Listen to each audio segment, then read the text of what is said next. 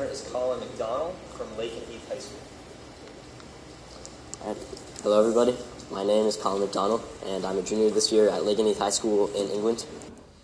I did my research in the field of subliminal suggestion, but the last 6 words of the title, via conscious observation of visual media, really differentiates this research from some of the previous research that's been done in this field, and I'll get into that later on. So starting off, just the definition of a subliminal message. It's basically a suggestion to a person that they don't know is being made. So you're attempting to affect someone's behavior without them knowing about it, basically.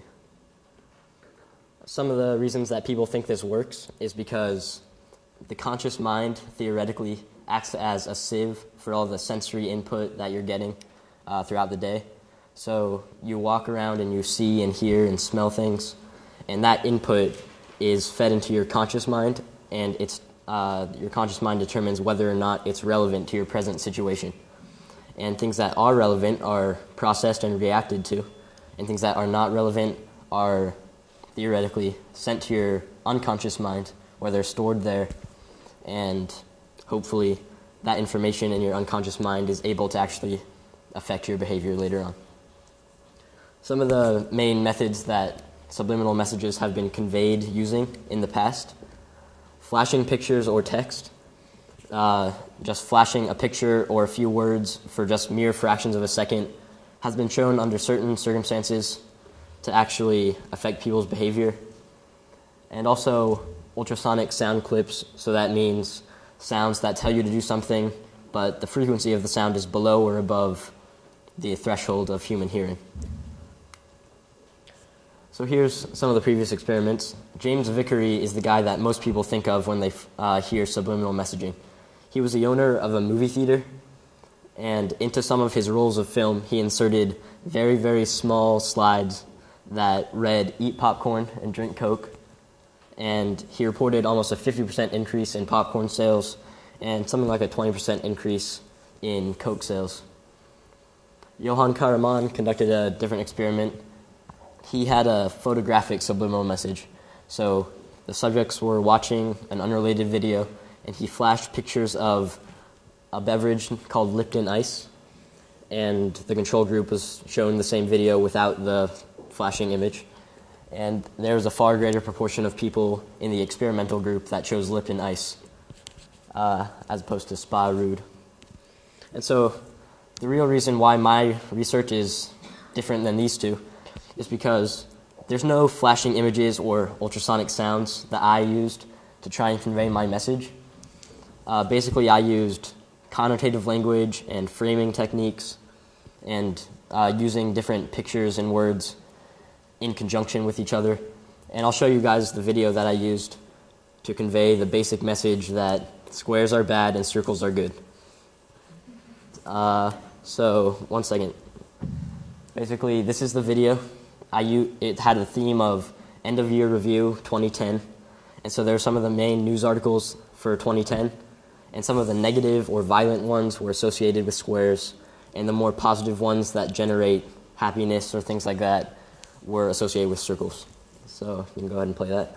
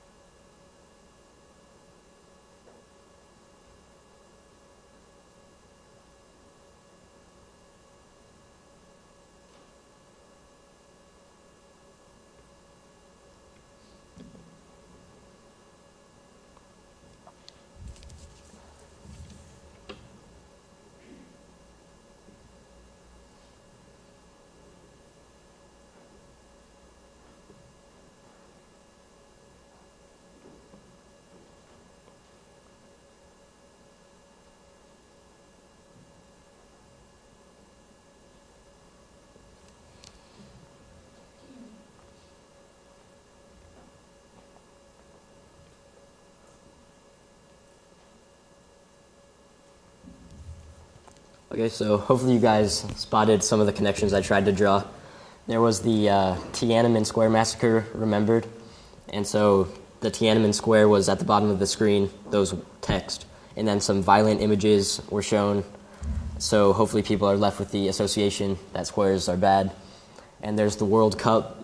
There was a picture of the trophy with the globe on top, along with celebrating players and soccer balls, and so you kind of get a feel for the way that the message could have been conveyed. Wow. Okay. There's some slides missing. But basically, the way I tried to test whether or not the message was conveyed, all the subjects in the experimental group were given a choice between two chocolates. One of them was square-shaped, and the other one was circular.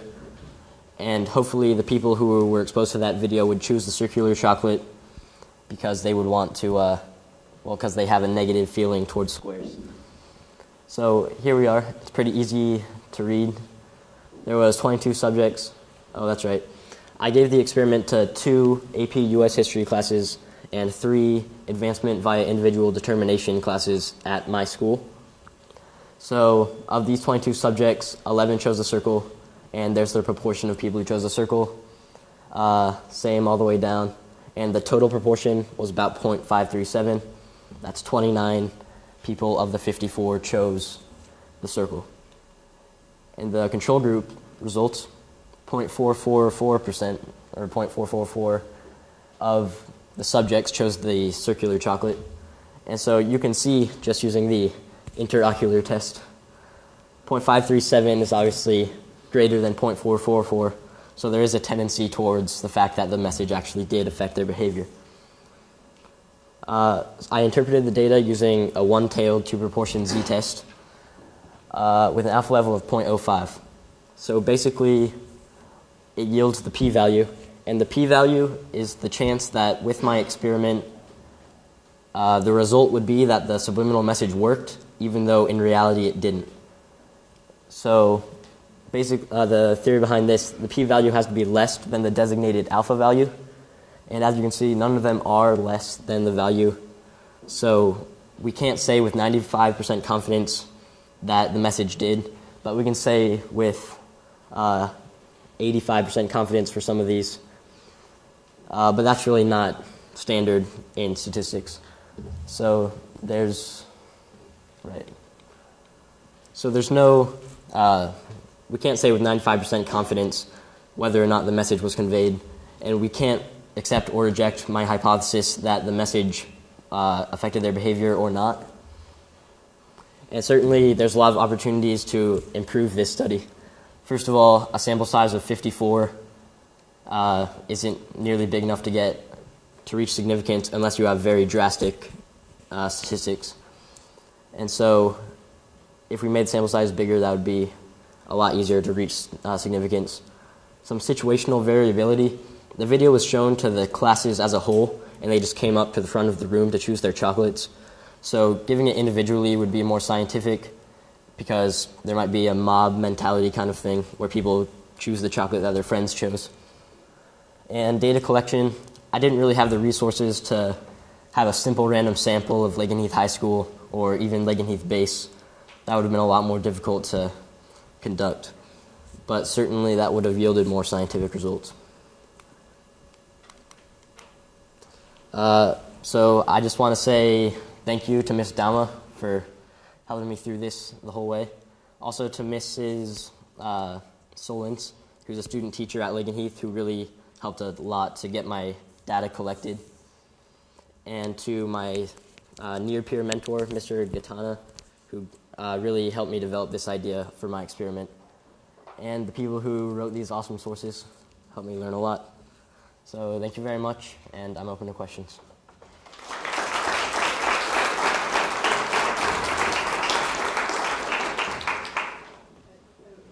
For your chocolates, were they in wrappers, and did they have brand names on each? Yeah, the square chocolate was a Dove chocolate, and the other one was a Rolo. So that's another potential discrepancy in the data collection. What could you do to make the two chocolates more alike? Well, it would have been better if there was no brand names on them. That would have, I think, done a lot to have the results be more scientific. So I actually bought the chocolates that are squares, that are like the crackles and things, because I was just going to slide off the colored paper and leaving just the foil. But apparently they make it now, so the color's just printed on the foil. It's very distressing. So I had to go with the doves. And obviously that preferential bias could have affected the results, yeah. Yes? How would you select your sample size for continuing experiments? Well, with the proportion that I got from the sample size I did have, I think if it was about 3 times larger and it yielded the same proportion, then it would have been significant. Obviously, What might you have learned recently that would help you make this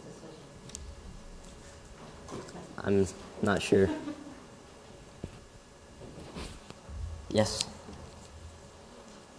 It looks like your framing technique, you put all the squares in one group, Yeah. and then all the circles in another group. Mm-hmm. Can you comment on what might have happened if you mixed those, that circle, square? Yeah, well, in the video, they were just in a logical format. There was the 2 news articles that centered around squares and then the 3 that centered around circles. So I thought that might be kind of more conducive to the subject getting the message, basically. But it could also be that just they're left with a final impression of the circles, and that's why it affected the data more. It depends. That could be the subject of another study, just deciding whether or not mixing them or having them separate would be more efficient in conveying that message. Yeah.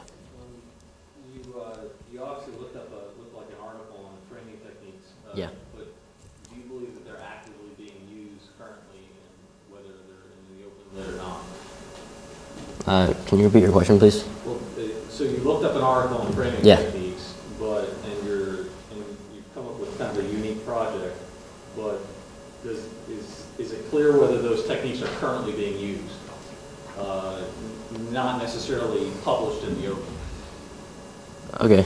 Well, I think that framing techniques are used in marketing a lot, because obviously that helps to give people certain impressions of their product. And so I'd say there's been a significant amount of research done on that so people could make their advertisements more efficient. And that's one of the biggest ways that this research could be employed, just having advertising, having uses in advertising, and maybe even, psychologically helping people, like therapeutically through things, maybe. Yeah. When you did your research, did you run across the word priming in any of your studies? I did, yeah. Could you comment on that, on the priming research, or that idea? All right. Well, I'm not totally sure of the theory behind that, but basically the subliminal priming, I read a bit on that, and it's just supposed to kind of, as I understand it, just give people an impression of something, like on whatever topic that people are going to be primed for, and that could later affect their decision. So that was kind of what I was going for with the video. Yes? Can you comment again on why you used the one-tailed t-test for your statistical analysis? Yeah, it was a z-test, and basically I compared the total proportion of the control group to the individual proportions from the stratifications in the experimental group. Basically, that worked because you're just comparing the categorical variable, circle or square, and you just can plug in the proportions and it'll give you the p-value. Your choice of pictures must have been something that you put a lot of effort into. Yeah. For example, with the Pepsi circle, perhaps did you think about students who might only like the product? I thought of that exact thing, yeah. It really depends. Obviously, there's no scientific background behind whether or not the methods I tried to use to convey the message would work, because this is really hasn't been done before on experimentally. Yes. Did you attempt to control the presentation of the branded chocolates, I have squares or circles. Because as students removed certain shapes, of course, presentation percentages would change, at least on the top of your file. Yeah. Did you attempt to control that? I don't believe so. They were. That might be affecting the data. I'm not sure. I think people see the two types of chocolate, and whether or not there's more of one or the other, I'm not sure that would really affect people's choices on a scale that would really affect the data significantly. All right, thank you. Thank you.